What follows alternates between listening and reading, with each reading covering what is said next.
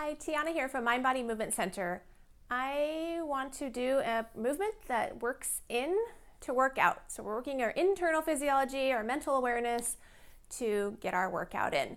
So with that, coming to stand on your mat with your feet about hip width apart, spreading your toes open wide, setting down the pinky toe, and then draw the other toes towards center until they're all planted on the floor.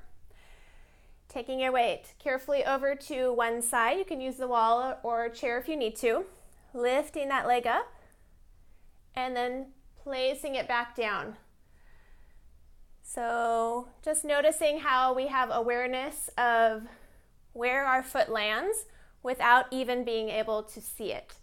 And then if it feels comfortable, you can add in the arms. So it's an inhale rising up and an exhale planting back down. Good. Inhale, rising, and exhale, planting. Great. We'll send it over to the other side. I'll demo using the wall. So planting down through that foot, rising up in breath, and then out breath.